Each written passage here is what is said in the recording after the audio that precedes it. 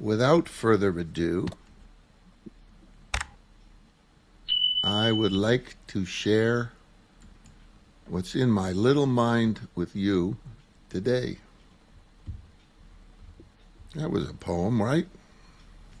Without further ado, I'd like to share what's in my mind with you.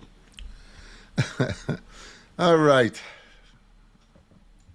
So again, today was Parshat Lech Lecha. Reminds me of that car, the Yugo. All right. That was a junk car, though. But it doesn't really mean Yugo. It means that you should go yourself. Go yourself. Go. Or go to yourself. Or go with yourself. But today's Torah reading begins with God commanding Avram to go away. Geh gesund, go in health. Go for your good, for your land. Go from your birthplace, from your father's house, to the land that I will show you. I will make you a great nation. You shall become a blessing. All the families of the earth shall be blessed through you. Those are the words from the Torah, but the words inspired a song by Devi Friedman and Savina Tubal to write the music and the lyrics and take those words and put them to song. I'm going to sing it. You probably have heard it before. I've sung it before. But it got kind of famous over the years, especially around the time when we read this particular Torah reading. Lechi lach, to a land that I will show you. Lech lecha, to a place you do not know. Lechi lach, on your journey I will bless you, and you shall be a blessing. You shall be a blessing, and you shall be a blessing. Lechi lach, lechi lach, and I shall make your name great. Lech lecha, and all shall praise your name. Lechi lach, to the place that I will show you. L'simchat chayim, l'simchat chayim, l'simchat chayim, lechi lach, and you shall be a blessing. You shall be a blessing, and you shall be a blessing. Lechi lach. You have to admit that those are nice words. It's a very pleasant melody. But what does it mean to be a blessing?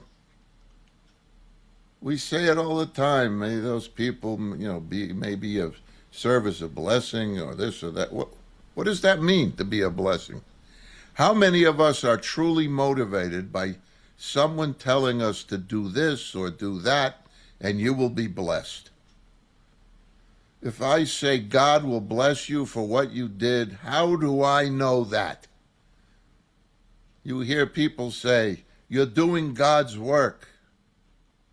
Or you should give because God will love you for that. Or you should do this, or you should do that, and God will definitely bless you. What does that mean? I have no idea. The truth is, nobody does. Nobody knows what God's going to do. Nobody. No matter how much you think you're doing God's work, what does that mean about being blessed? How are you being blessed for doing that? And will God actually bless you? Nobody knows. Anybody who says that is making it up. They don't know. If I say God bless you, that's one thing. I'm asking God to do it. But I don't know that God's going to do it just because I say, oh, God loves you for that. That is a meaningless statement. I have no idea if that's true.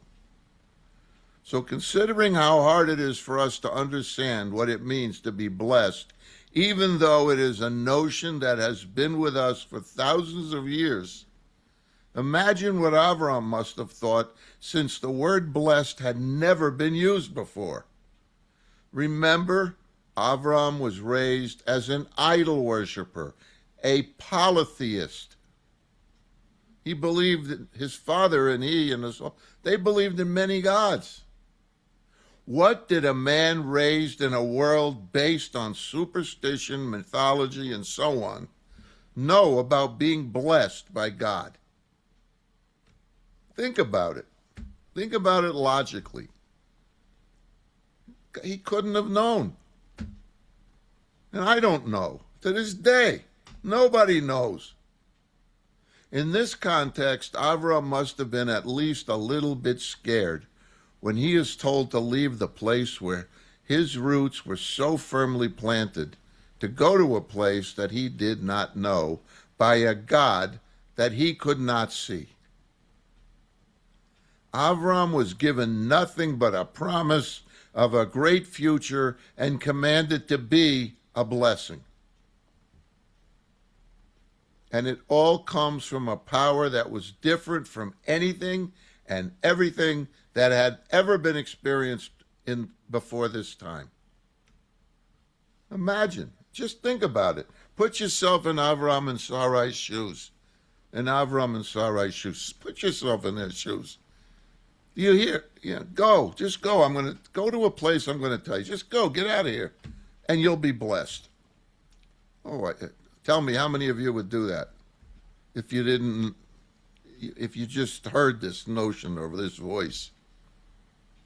You know, it's hard for us to grasp because you and I have been taught about God since birth. And even with that, can you imagine what we would do if we were commanded to go on a great spiritual quest to somewhere that we have no idea about it or where it is? You know, just go for yourself.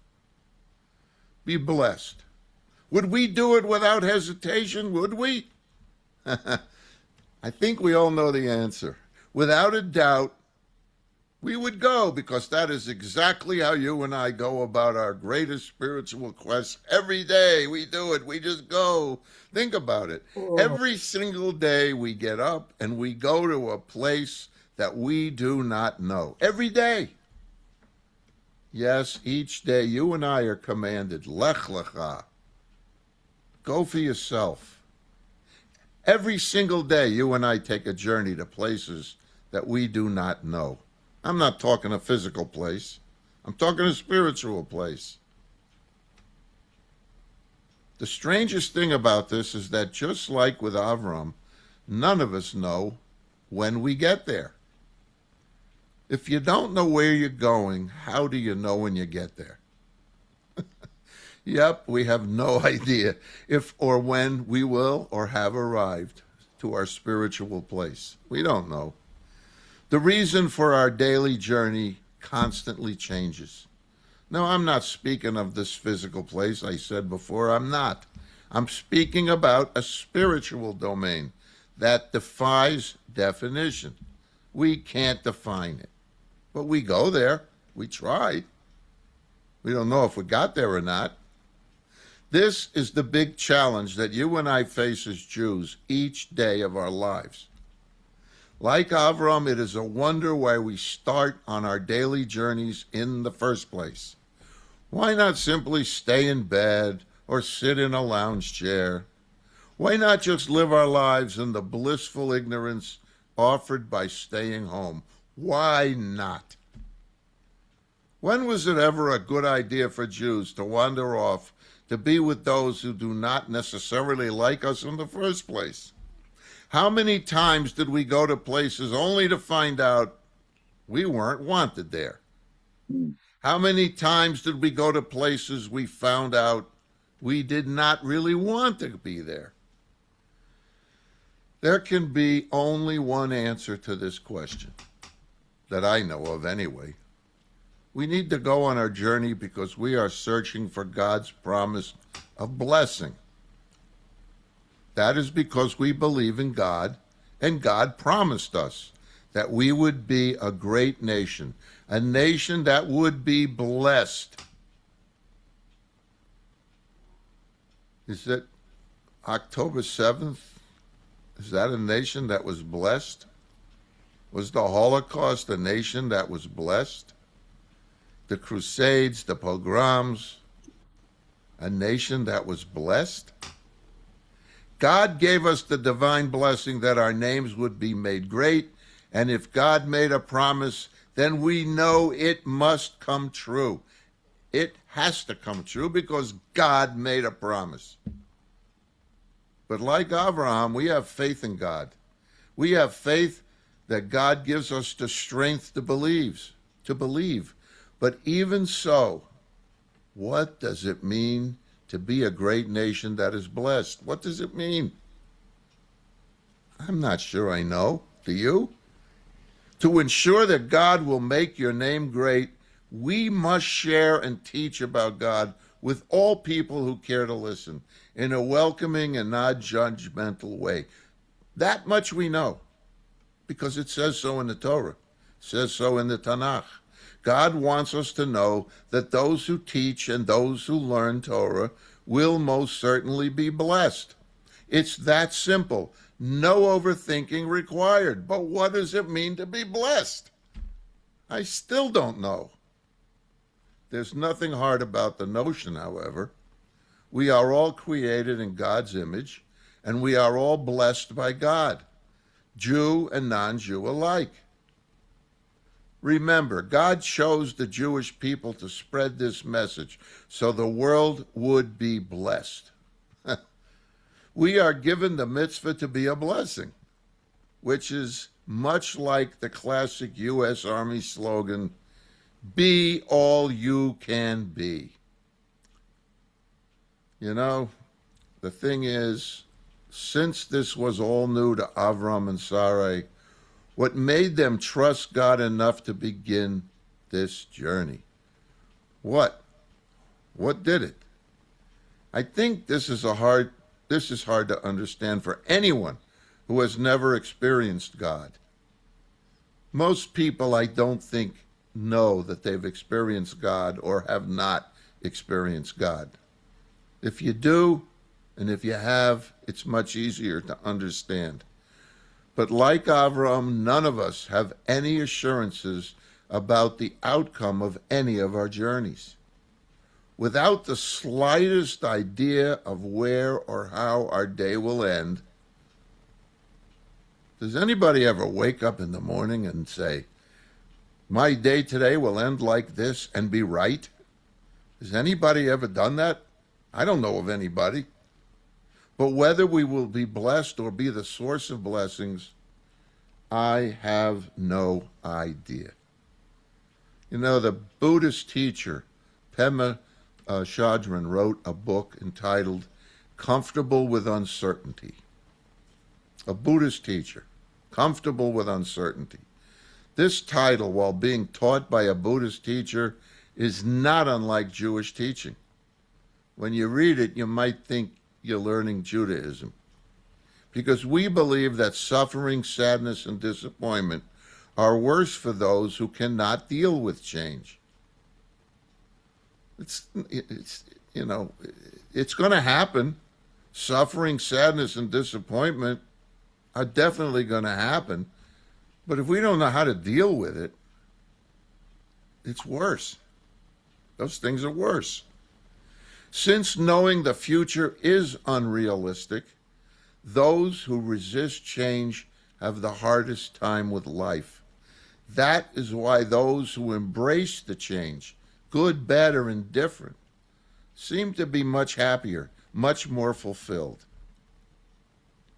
So when Avram and Sarai changed from being polytheistic, idol worshippers, to believing in this one God who you can't see, who you can't hear, who you can't touch, who you can't feel, physically. But when they understood God's and believed in God and loved God and experienced God, notice that we were not told much about their lives before they accepted God. How did they meet? How were they raised? Who are they? How many years of school did they go to? What kind of car did they have? We have no idea. We don't know anything about them until now. It was then that their story begins, when they understand God and what God is. And when Abraham goes up the mountain to sacrifice his son, God no longer talks to Abraham. Abraham should have known this is not acceptable to God. Should have known. He found out that it was not acceptable once he was up there. And when he came back, his wife Sarai thought he had done it and drops dead of a broken heart. God never talks to Abraham again, ever. So perhaps this is why we all seem so comfortable with this Devi Friedman song. The message is, when we allow ourselves to completely accept God, you shall be a blessing. You shall be a blessing. You shall be a blessing. Lechi lach. And with that, I want to wish you all a Shabbat Shalom and Am Yisroel Chai.